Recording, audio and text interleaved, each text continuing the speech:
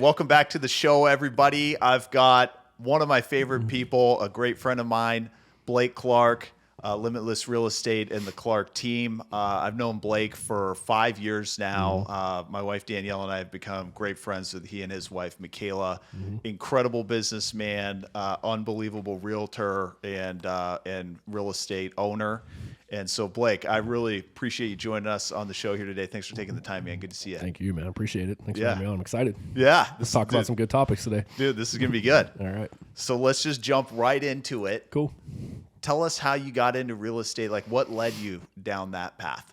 I got into it completely by accident. So I tell everybody it was zero intention in getting into this business for me. I had worked a couple other jobs, did a few things for myself, and I worked for a big corporation, big company, and had the 401k, had all the super cool stuff. And then I actually had gotten laid off from that job and lost everything as far as like, the security, the 401k, and the government or the company, contribution to all that. And it was like, well, what do I do from here? And I knew one thing, I didn't want to go back to working a corporate job. And so I was always working for myself, but I was like, I got to do something here to like secure a retirement for myself. And started researching, and it seemed like everybody that kind of had it figured out from like a wealth standpoint was just buying real estate and selling it. And I was like, well, let me get into buying some rental properties. Had bought one prior to having my real estate license, just picked it up from a family member actually, and then got my real estate license solely with the intent of just kind of like buying rentals over the years. Like it was never with the intent of helping people buy and sell houses or anything like that. It was just to get myself access to potential deals to go into. Yeah. And I got my license, and then my first year I did well on accident. I got my license, and I think I did like 10 or 12 transactions without even trying personally, just through people I knew, networking, family, friends. Tried to quit. No, I did that. So my first year did okay, and then I was like, you know what? Like I actually did pretty dang good. Like after looking at my total income for the year, I made part-time in the real estate business, almost what I was making working kind of freelance for other companies. And I was like, man, if I just put a little more effort into it, and I tried to quit the job with the other company. I was doing freelance marketing for a doctor's office. Actually, for them, they didn't really understand marketing, and they had a great practice. They just weren't marketers. Doctors aren't always the best marketers. So They had hired me to help them marketing and scaling up. And I went to them and said, hey, I think I'm going to quit now. And they were like, no, you got to stay. So they gave me a raise to stay. And I was like, okay. And then again, my business doubled the following year. I think I did something around like 17 million in production my second year in without like fully trying at that point. Yeah. Just doing a little marketing. And then by the year two, I was out, quit, and just kind of went full time with it after that. That's awesome. Yeah. That's awesome. So like, I think you're a natural salesperson and in a really good way. Like you're a genuine person who attracts other people, just your personality, like the way you treat people, your knowledge, all of that. And so, I think for a lot of people to fall into 10 or 12 deals in their first year, that's like mind blowing. Like, how does that even happen? But can you tell us like so what were you doing to get the word out that you were licensed, and how did those deals come about? Like, because obviously you had to be telling people that you were licensed to get those transactions. How did that work? I think people, just trust me in some ways. You know what I mean? It's one of those things. Like I'm very, and I've said this quite a few times before, but I'm very not emotionally attached to the sales process. Like I think a lot of people make decisions based on emotions these days. And real estate's no exception, right? With houses, when it comes to people, it's their emotion. Like they live there. That's their biggest asset for a lot of people. That's where most of their money's tied up. They made memories there, so they get really attached to real estate, where I'm the exact opposite. I don't really care. Like to me, it's just, it's a game in a way. I like to play it that way. I like to look at it and the number makes sense or it doesn't make sense. When I'm buying a house or if I'm buying it as an investment property, at the end of the day, whatever those numbers pencil out to the bottom of it, it makes sense. And so I think people trust me from that manner. I think I have a very level personality. I have no problem telling people no, which a lot of people in sales struggle with that. They'll tell anybody what they want to hear. They'll sugarcoat it. I'm going to tell you no, I don't. And then in a way that almost works better for me because I think they trust me, right? I'll say, listen, this is why it doesn't make sense. This is what it is. If I walk into an appointment or a listing appointment and I ask them, what's your game plan? Why am I here? What do you need me for? What are you trying to accomplish? And they'll tell me, I'm looking to sell, or I'm looking to do this, or I'm looking to take the money and do this. And I'll write it out. We'll pencil it out. And I'll say, you know what, based off what you're telling me, this just doesn't make sense for you. I have no problem telling people that because I don't want to put people in a bad position either. I'm only there to add value. If you're coming to me to do something and I can say, yeah, I could definitely add some value here, great, I'm your guy. If you're coming to me and I can't add value to you, I'm going to give you very honest feedback. Not that I wouldn't love to get the sale on anything, but I'd feel better about it and put my head down at night and sleep by being honest with people. And so I think that for me, that's worked out well. In some cases, it's really weird. Like I've worked out to where I'm like the divorce guy, right? People come to me in like divorce situations to sell their properties, not because I market that at all, but I think people look at me and they're like, this guy's just level-headed. Like I don't get emotionally involved in those situations. Same thing, right? It's an emotionally charged thing. People have emotions high. They're going through problems. I'm able to just sit down and say, hey guys, listen, this is what's fair. Here's how we work it out, and so that's a situation again where I just excel in where a lot of people, their emotions get the best of them. So yeah, I think that's how I got business. People just trust me. I put stats, for those that follow me on social media, I put stats, I put data, I put number out there. I don't hope that the market does one thing or does another. The data is the data. Like it is what it is, right? Like I can't change that. What I can do is help you navigate and make the best decision based off the data. And I see a lot of people in the real estate business, they swing on emotions big time. And I'm like the opposite. I'm like, no, it's not emotional. Here's what you want to do. And here's how to make that happen. Here's point A to point B. And let's get rid of all the, the gray area in between that, all the fuzzy noise, and let's just make it happen for you. Yeah. That's amazing. Yeah. I mean, I think you can apply that to so many things in life, not just real estate, but like real estate specifically is so emotional. Very emotional. So emotional. Yeah. We're counselors. Yeah. we're very much so counselors. It's it's a roller coaster depending on the client. Yeah. But okay, so like how do you think, so you've got, that makes total sense that people trust you in that way, and I see that, having worked with you in your business. How do you think these people got to know that you were available to help them with a real estate deal? Like, were they seeing it on social media? Like, how do you maintain these relationships with people and stay in front of them? A lot of them started off as just friends of mine. They're, I bought a couple rental properties, had made some good buys. Like they're just a good deal. I'm like, here's what it is. And, I in a way, I fell into some of them on ignorance. It wasn't like, I didn't go to every investor where some of them are like, oh, you got to buy it at, 80%, under market value, whatever. Like, I don't really care about that. Like, does the number pencil out? The really cool thing about real estate is that it's unlike a stock where it just goes up and down. You can get paid, 3 to 4 ways on a single rental property, right? You got appreciation where the market goes up. You're getting monthly cash flow, depending if you do it right. You're getting somebody to pay your mortgage down, which is obviously gaining you equity from that standpoint as well. And you get tax depreciation on the property. So you're getting hit 4 ways.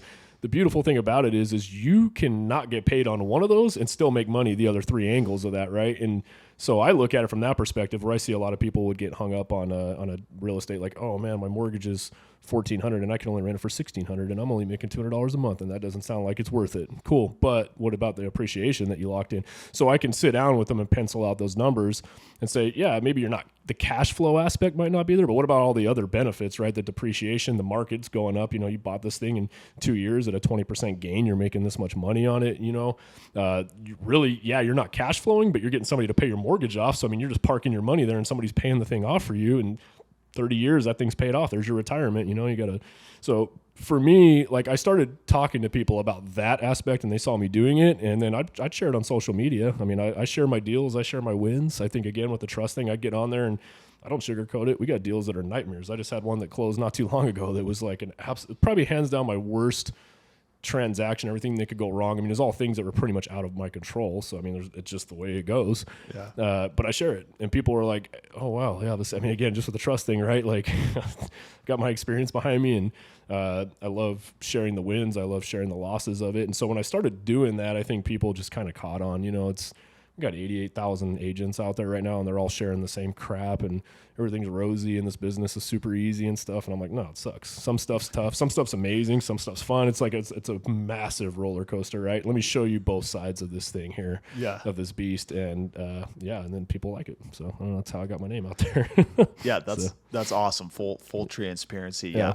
I mean, that we can go through some really difficult situations, and for me, I got gray hairs in my beard. Exactly. But it's the ones that go really well where you make a huge impact on someone's life, and they're basically crying at the closing table. That gets you through the ones that are tough, because you have to take all of those in stride. Absolutely.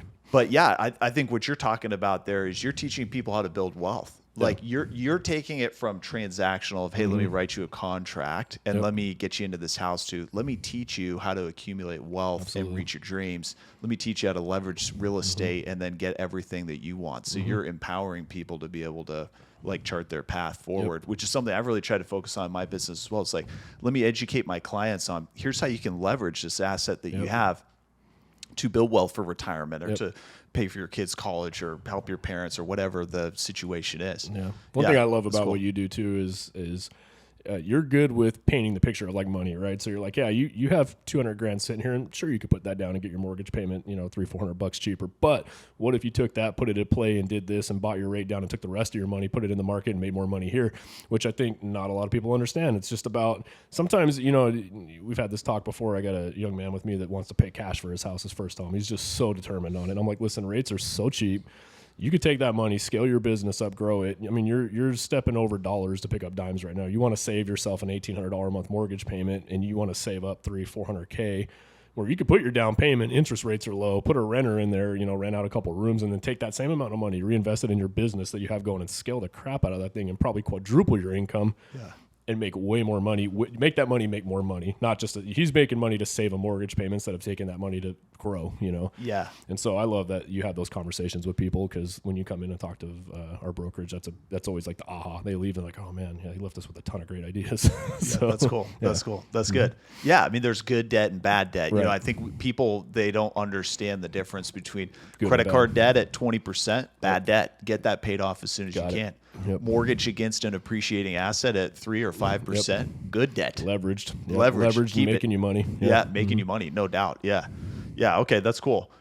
So, one of the things I always ask whenever I talk to a client is like, whoever referred him over, I'm like, well, how did you hear about us? Oh, Blake referred us over to you. Great. How do you know Blake? Yeah. Oh, I follow him on social media.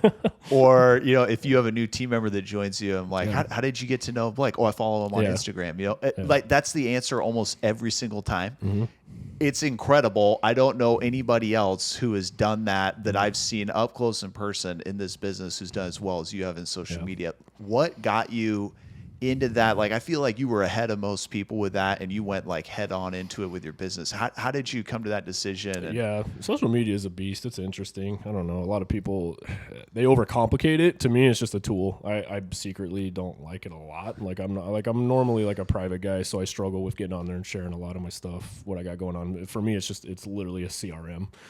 It took a long time, just consistency. I mean, I don't have the most followers. I think I got like 11 or 10,000. But the thing I like about it is it's like quality. Like I only follow people on there that I get value from or help me or other business professionals. I don't follow just to follow all these spam pages. Like if I get on there for me, I want to see stuff that teaches me something, educates me, or it's like good family, friends, clients. You know what I mean? It has to be a positive thing for me. But as far as like followers, it just took time. Just again, sharing the information. I mean, I know people that have way more followers than I do, but I don't think they are able to leverage it in the way that I do. Cause like their followers are like, you get these people like, oh, I got 50, 60,000 followers across the whole United States, but what is that going to do for you? Like here, most of my clients are all local or followers are local.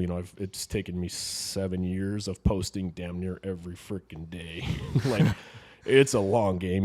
People get frustrated with that, because I teach a lot of our agents how to leverage social media. I mean, I get a ton of business off of it, and you don't have to have a lot of followers. Like I built my business through lead gen using Facebook groups. I didn't have the money to go out and spend money on, paid traffic or any of that, especially when I was a brand new agent starting out.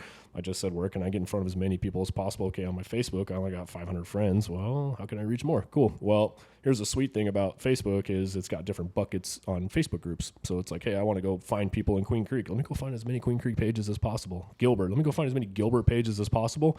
And let me blast my message out to all those groups. It costs me nothing and takes 30 minutes of my time every day. Make a post, share it 30 minutes. I mean, literally, it's the easiest thing you can do.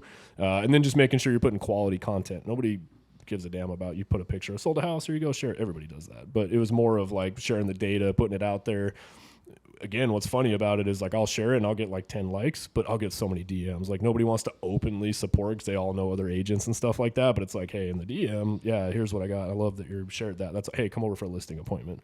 So it just took time. That's all it was, and I help a ton of people. Like, I don't look at other agents as competition. I mean, you ask almost every agent that's come to me, they were with other brokerages and they ask me questions, and I'm helping them more than their own broker is. Like, hey, yeah, try this, do this. I mean, I'm happy to share my knowledge. I mean, with that being said, I'm busy. I'm not going to give out 10 hours of my day answering social media questions, but I help where I can, and I give free information out where I can, not just for clients and consumers, but other agents. Because if I got to work with you in the business, I want to work with quality. I want to help you. So if you're going to follow me, great, learn something.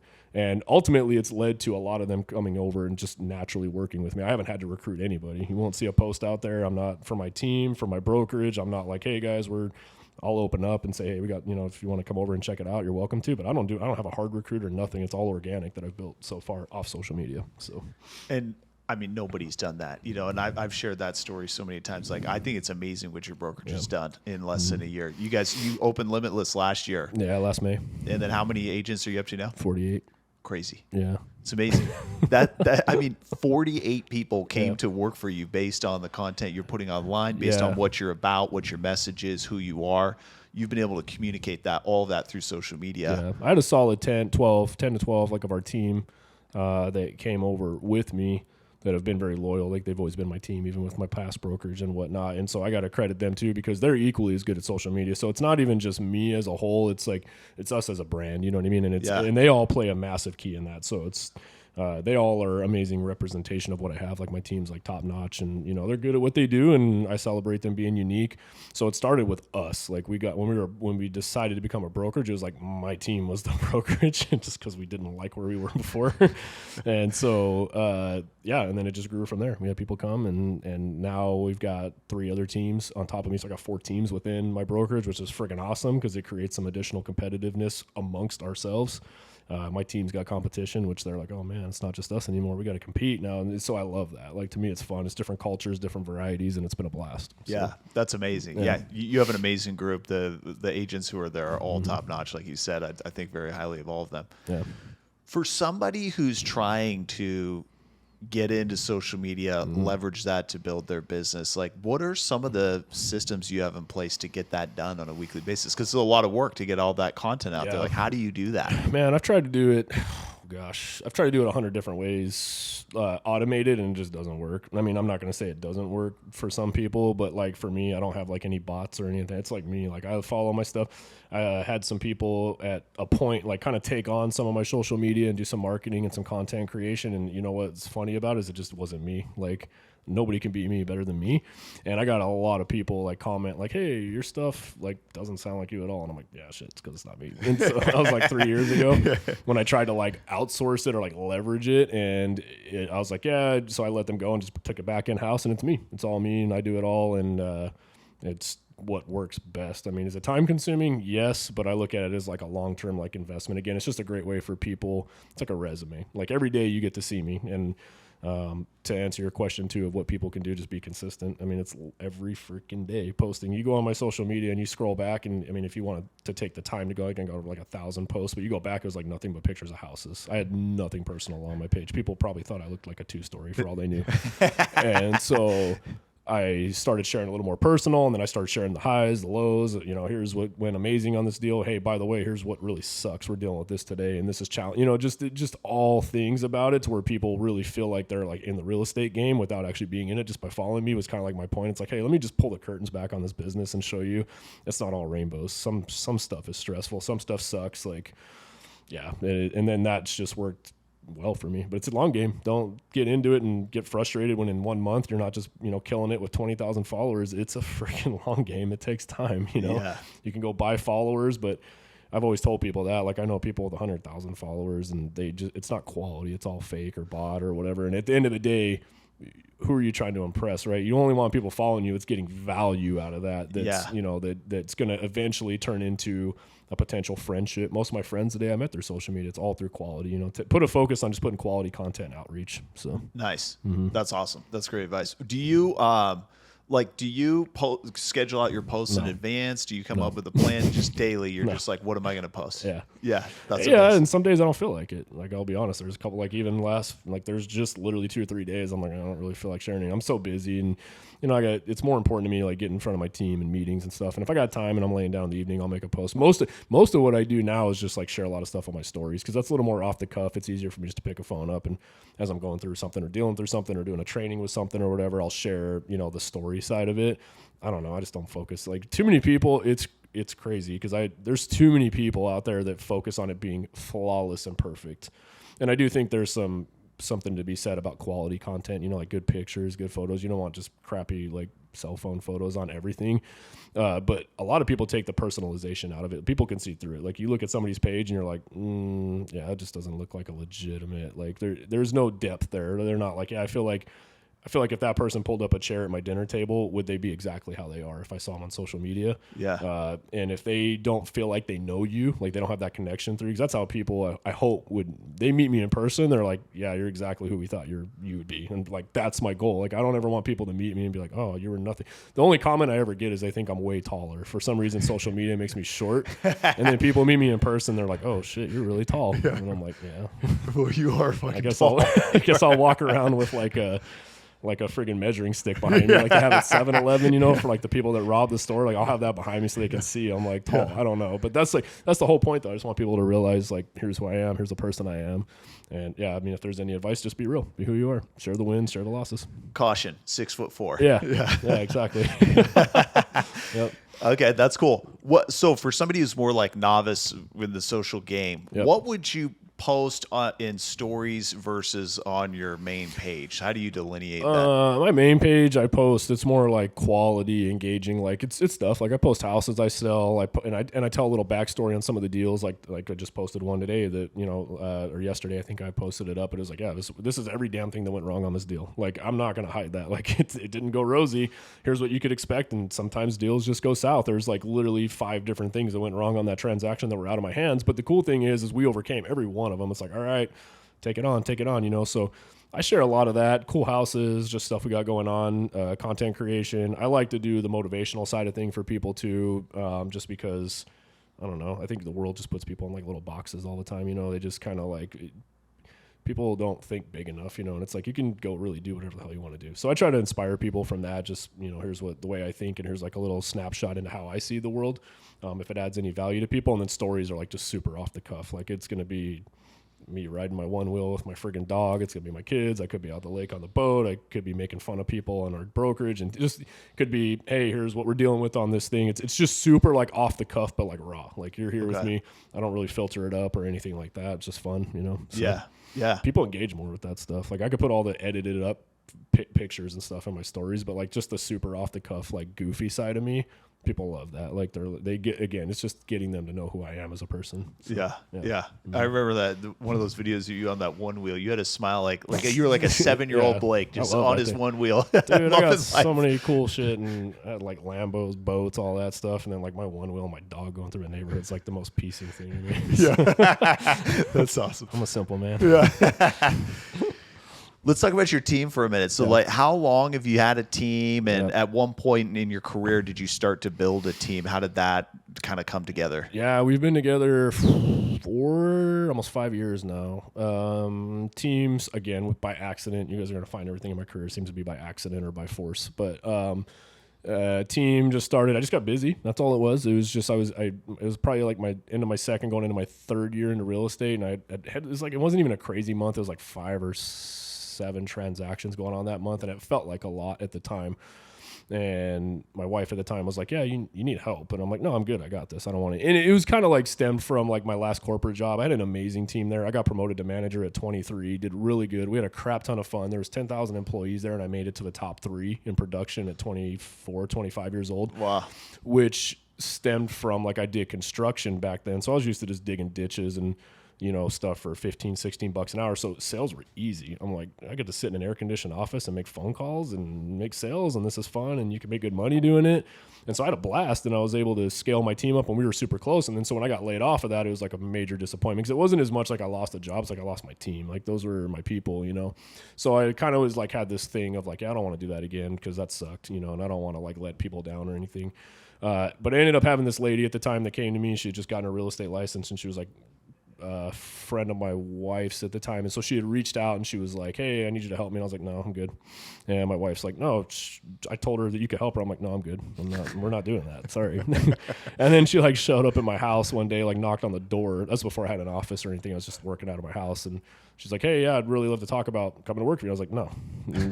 And then she's like, well, can I just have a talk? Like, can we, we'll see what we can work out. I'm like, all right, we'll have a seat. We chatted about it, and then I gave her a shot, and it wasn't like anything official. It was like, okay, you can handle some of my buyers, like helping out.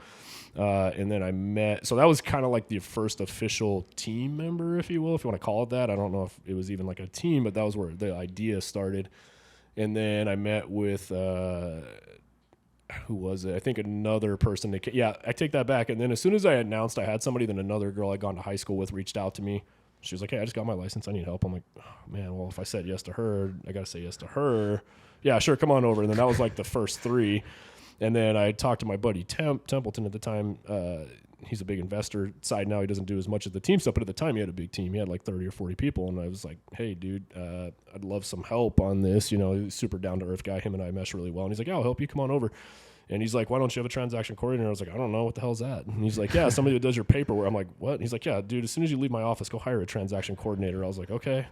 And I didn't know what the hell that was, and Got it. I didn't know they even existed. Yeah. So I went out and looked. And so I found this lady. I put a post up, and she messaged me and brought her on. She had a good personality. And his transaction coordinator actually trained her and handed off the whole systems and everything like that. And then like from there, it was just like on. Like at that point, I had my systems pretty much dialed in. She was handling all the paperwork side of it, getting everything organized. And then I was helping my other agents scale up. And then just from there, same thing, like people started reaching out to me like, hey, I'd like to come. Hey, I'd like to come.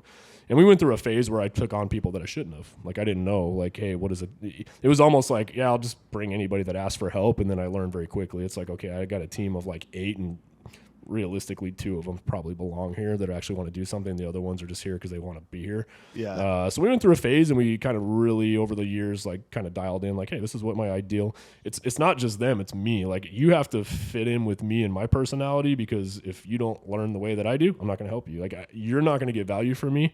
And same thing, like you need to mesh with me, because if I'm working with you every day and you're in my world, I want to like you, Yeah. So it's kind of twofold, and I didn't have that down right away. I screwed up big time on that. And then after about 2 to 3 years in, with the help of my team, we've all kind of just identified like, hey, here's what it looks like. Here's who our culture is. Here's how we have fun. Here's what we want it to look like. And then I actually handed off the hiring of my team to my team. I don't do that anymore. Like anytime anybody wanted to come in, I would do an initial interview if they reached out to me, and if I was like, oh, okay, I can see something here, then I'd bring them in front of my team, and then now my team votes. I don't even have a part of that. My team has a better idea of like, yeah, we could see this person fitting in our culture before I would. I'm the yes man. I see everything in everybody. So of course I'm gonna be like, yeah, come on in. I'd see hope in everybody, but Yeah. I rely on my team now. So it's been really good. We've had like 0 turnover on our team in a while now. Which is good, and we're all pretty dang close. We all are on the same page with what we're doing. We all are unique, have our own business styles, but yeah, here we are. And I've always kept it small. My team's always been 10 to 12. I don't want it full. I don't ever want to get to the point where we're like detached or anything. And yeah, here we are now, 4 years later. Yeah, that's amazing, dude. So, yeah, I mean, my biggest takeaways from what you're saying there is like you're fiercely loyal and like protective of your team. You've got a really tight relationship with your team, and you genuinely care about them. Yeah. And then you've got them involved, like from a culture perspective of you're not going to bring someone in if they're not a good culture fit. So you having them interview those people, it's that barrier for that. I have to do the same thing because I'm the same way. I'm like, let's bring them on. Yeah, I think we can. This would make. And then my wife interviews them. She's like, no, what are you thinking? No, and I'm like, really? It's like the optimist in us. That's the problem. Yeah. It's like we're so outgoing and whatnot that you think everybody can do it. You're like, I literally look at everybody and I'm like, you have so much potential. And like, I see more in people than they see in people, which is a good thing, but a bad thing. It's only a good thing if they can get on board and see it in themselves. Because with me behind, somebody like me behind them can push them. But if they're like more of a pessimist, you're going to butt heads with me because I'm going to tell you you're an idiot. I don't even want to hear the word no. Don't talk to me. Don't tell me no. Don't tell me why it won't work. You're not going to even be around me because I don't need that. Yeah. Yeah. Like, that's just my personality. So yeah, that's been kind of the secret to what we have. And the thing is we all hold each other accountable. My team calls me on my bullshit too. If they're like, hey, we're growing fast and we feel like you're lacking here. Okay, cool. Check. And I listen to them, you know, Yeah. and it's twofold. It's not, you can't go in when you're growing a business and this is the way I'm doing it and no other way. You have to take, you know, I have a loyalty to them too because they followed me in my vision. Because I was like, hey, just so you guys know, we're leaving this brokerage and I'm going to start my own. And I don't really know what the hell this is going to look like. And I don't really know where we're going. And I don't really know a whole lot. But if you're on board, come on with me. And if you want to stay and it feels a little unstable for you, I understand. You're more than welcome to stay. And everyone, I'm like, hell no, let's go. So I have a loyalty. It has to make sense for them too. And they have to feel secure and they have to trust me. So I take that super personal with them too. You know, they're not indispensable. A lot of people, I think, look at the real estate business and people that they come work for, I'm like, oh, it's fine. They leave. I'll get another. I take it a little more personal than that. So, Yeah. Yeah. That's huge, man. That's why your team is so loyal to you. Yeah. Where are you going to go from here? What's your vision with your team and your brokerage? Team's going to stay the same. Like I don't ever want that to be huge. You know, there's some mega teams out there that got 50, 60, 80, 90 people. And it just doesn't, I don't know. It's just nothing that's interests me because I love pouring into those people a little more. Like those are my core. Those are the ones that kind of molded where we are today. So I tend on keeping that. Brokerage wise, we'll continue to grow it. You know, there's growing pains that come with it. It's fun. It's me having to divvy up my time. There's a lot I've having to take off my plate to make sure like my position is turned into like straight sales for myself to like, okay, my sales have to back off to give more time to coach a lot of those guys. So it's been a transition for me too. I'll probably eventually get to around 150 to 200 agents maybe. Like I've kind of built the business model out. Like that's the whole point of why I brought other teams in here because it's like, hey, I don't have time to be exactly hands-on with 40 to 50 people, but I want them to have that hands-on approach. So now I spend a lot of time with my team leads coaching them like, hey, here's how I built my team. Here's how we do things. Here's why this is important. Here's how you can help them so that way they can take the knowledge I'm giving to them and they can pour into their people. Nice. And I'm still very high level with everybody, but that takes off like 60% of my workload is pouring into my team leads and developing them, which I'm really good at. Because there's some things on the very low end, like here's how you open a lockbox. Here's how, like that's stuff that like my skill level, not that I can't show you how to do that, but that's going to slow my day way down. I'm more served to you if you want to talk about like high level sales conversions, mass lead generation, stuff like that. So I reserve my time for that. And I give my team leads the lower level stuff that they can really help people from the bottom up. And then I coach from the high level now. So that's been a big game changer for me personally. So that's huge, dude. Yeah. Scaling and leveraging the team leaders to get your message, your plan out to the brokerage, Absolutely. but you're not doing it all yourself. You're not doing all the heavy lifting yourself. Yeah. Which is cool because they're developing. I've had a couple team leaders. That's why they came to me. Hey, I want to start a team. Hey, I want to grow. I've done this in my personal career and what's the next step for me? So it's awesome because it's like twofold, you know, I got my newer agents that are going to help, and my team leads are now getting to that next level in their career where they want to be too. So yeah. That's amazing. I love that. What's the biggest misconception people have about buying a home? I think they just look at it as like an expense, you know, and they don't look at like the well-rounded picture. I think people get so fixated on here's what's my monthly payment. That's it. Like, it sounds like a lot.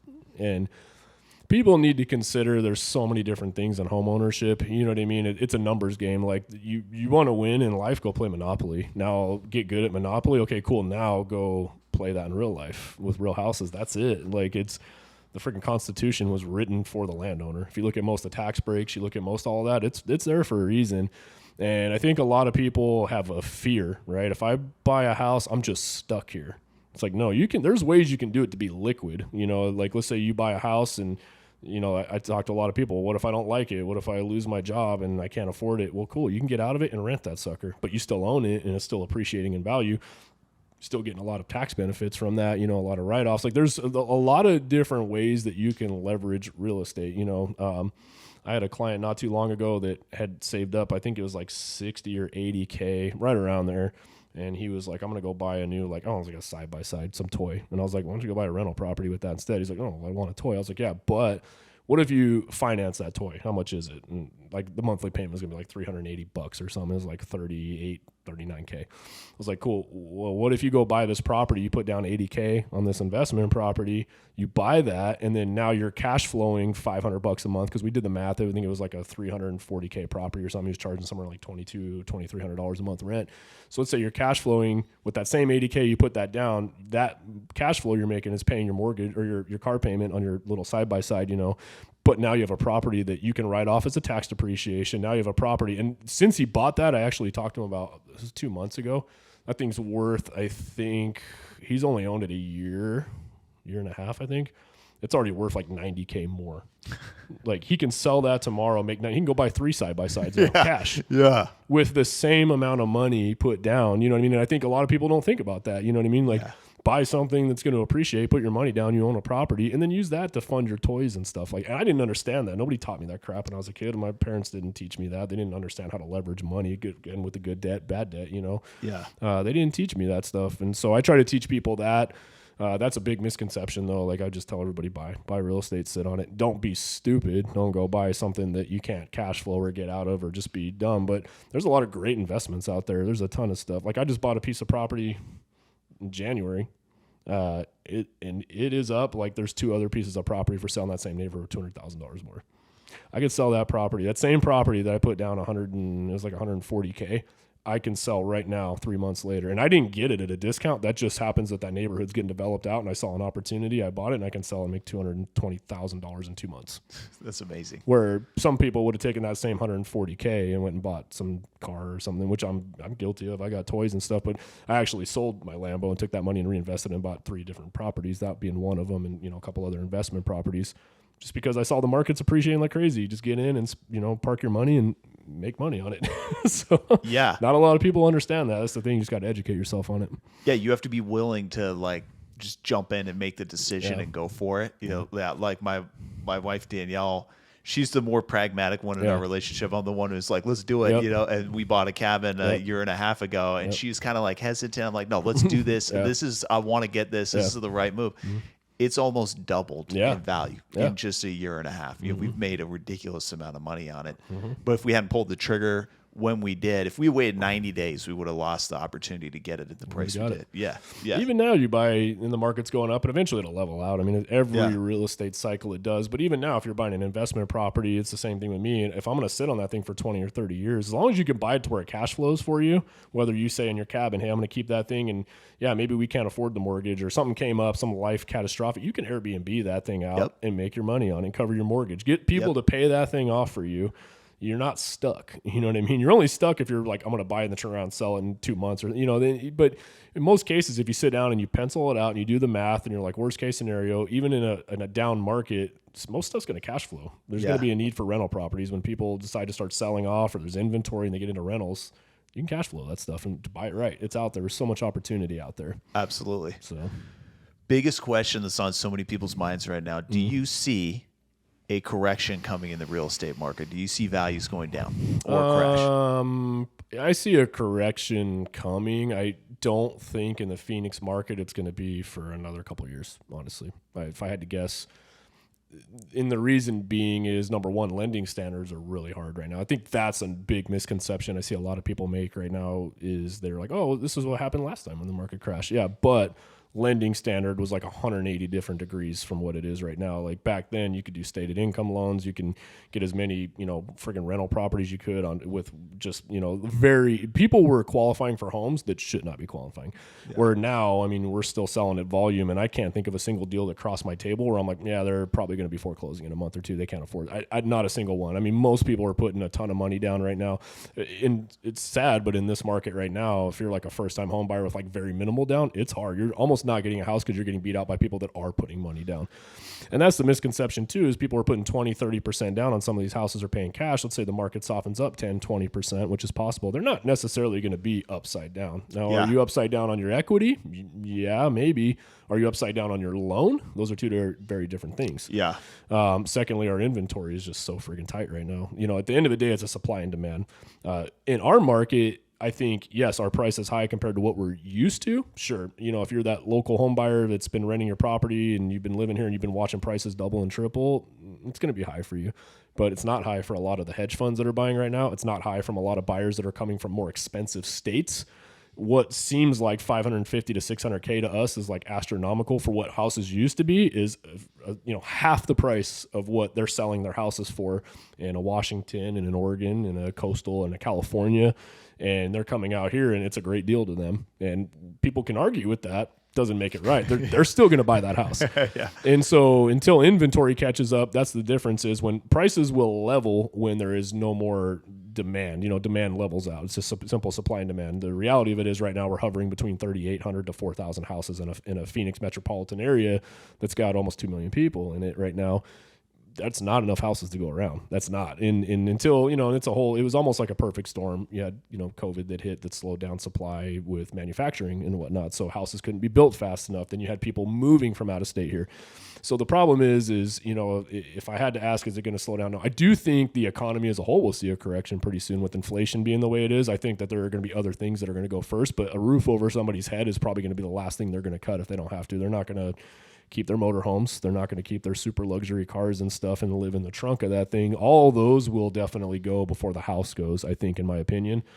And we're just, there's not enough houses to go around. That's the problem. So I think it's going to keep going. I think affordability is going to get hard. I do think the market will level out. I think if we see a correction, it'll probably be a 10 to 20% when supply does catch up over. I think our appreciation rates are going to slow down because prices have got so high right now. It's inevitably harder to buy a house right now on some people's income. It doesn't mean it's not impossible. There's a lot of people that are buying it. There's just not as many buyers that can afford it. So it'll slow down. We'll probably get back to 5 or 6% appreciation. It'll stall a little bit, might even go down a little bit in a year or two, but I don't think we're going to see a massive correction like we saw. It's just such different circumstances right now. Yeah, I agree. So yeah, and 90% plus of all the finance transactions being done are primary residence transactions. So like you were saying, not investments. And in 07, it was almost 30% of the transactions were investment or second home speculative buys. Yep. So yeah, if you have a decrease in your income, you're going to let your 2 or 3 or 4 rental properties go first. Absolutely. Your primary residence, you're going to hang on to that thing till the bitter end. That's the last thing you let go. We had a massive oversupply of houses being built then. That was the thing. It was easy to get a loan because there was 3 or 4 houses available to buy. Right now it's not. You're getting a loan to live in it yourself. And there are some hedge funds that are buying as rentals and whatnot, but I don't think we're going to be seeing a correction anytime soon. Yeah. So, okay. That's good to know. So one final question. I'm big on like systems, processes, routines. I follow a lot of systems just in my daily personal life and then in my business as well. Yeah. So this could be business or personal. What's one like system or process you have that has a big impact on your life, helps you get through? I'm not a massive systems guy. I've just recently in like the last 2 years got into leveraging more people because I had a bad habit of taking on everything by myself. I still struggle with that sometimes because I'm one of those guys that, like, for example, I won't hand off anything in my business that I don't know how to do myself. And I learned that the hard way. There was a few times in my business where I just hire people like, yeah, you're really good at it. Here you go. And I knew nothing about it. And then when they would leave, it's like, oh shit, I'm screwed. I don't know how to do this. Got to figure it out, by seat of my pants type situation. And I didn't like that. So now I make it a point where every aspect of my business, whether that comes from the marketing, the organization, the structure, the spreadsheets, I know all of it. And then I can train and hand off or build together with it. But as far as like set routine, like more on a personal level, I just have a morning routine. I've been doing the same thing. I get up early every day, 4 o'clock, 3:30, 4 in the morning, go out for a run, and then I hit the gym. That like first 2 hours, I just plan my days out. That's it. And then usually by like 6, 7 o'clock in the morning, I'm getting work fired up and started. But just start early every day. Like the way I see it is most people are getting up 6, 7 o'clock. I'm getting up at 3, 4 o'clock. I'm getting 2 extra hours a day, times how many days in a year? I mean, I'm getting 600 and something hours more a year in, which doesn't sound like a lot when you're only thinking 2 hours a day, but it compounds, And so, absolutely. Like most people are rolling out of bed at 6 or 7 and I've already got all my emails done. I've already got some, sales emails sent out, text messages. I've already got my day planned out. So when I hit the office at 7, I'm like full speed. I've already got my production reports out to my team. So when they wake up, they can see it. So like I'm already a couple hours ahead of most people, not everybody, but most people I'm ahead of. That's amazing. Yeah. Dude, I mean, that's like investing, if you save a small amount over a long period of time, it becomes huge number of dollars. It's that compound effect. Yeah. And same thing with the hours in your day and your schedule. That's awesome. Mm-hmm. And yeah, I've run into that same thing on my team where if I have someone who's doing some part of our business and I'm not intimately involved in like, how is that being done? And then that person leaves, you're like, oh shit, I don't know how to do that because hey, so-and-so is gone. So how do we do that? You know, and then you're backpedaling trying to figure it out. So that's a great tip for like any team owner, business owner. Like you've got to have ownership of all the systems in your business and everything that you're doing, so you know how to do it if you lose someone. It's the stuff that sucks about business ownership. Not a lot of people, I think they just kind of stick to doing what they enjoy doing, which is, I think, in my opinion, that's a luxury of business. Like I'm just getting to that point where it's like, okay, out of everything I do in a day, I'm handing this off, and I'm getting to where it's like, I really like doing this. But it took me a lot of years to get to that. And then I've also had to just sit down and say, like, in my business, am I best suited sitting behind the spreadsheet, entering it in? No. Am I best suited doing this onboarding meeting? Not that I don't want to. I'd love to do every friggin' part of it. But now with my days as packed to the hour, it's like, okay, how can I fill these hours with as much of me that makes the most sense for everybody? But with that being said, I build out, like I said, every system now I know, because that's where I screwed up, was just having people do stuff. And then, when they leave or things change, or if I try to put somebody else in that role and I don't even understand it, it's really hard. It's a hard transition, where now I've made it a point to understand every part of my business. So it's easy for me to like understand how they all work together too, which was cool. Cause it's like, hey, I know if we do this, it's going to make it really hard for that person and their job. And if they're doing this and we're doing this, and now it's like, hey, I know that this is going to integrate with this and this is going to integrate with this. And so it's easier for me now just to connect all the dots. So if you're starting a business, know everything, as much as it sucks. I mean, I hate doing certain things in my business. I hate it, but I have to understand it. I have to, know how that works. And from there, then that's what I do. I hand that off and I scale it out. At that point, I focus on what moves the needle for us. That's what I do. So. Yeah, that's awesome advice. Blake, dude, thank you for taking the time to come on the podcast, man. I've had a front row seat to watching your growth, and you've become a great friend. And I just think so highly of you and Michaela and Danielle, and I love spending time with you guys. So I appreciate you taking the time to join me here on the show. Appreciate you having me, brother. It's Absolutely. Thanks, man.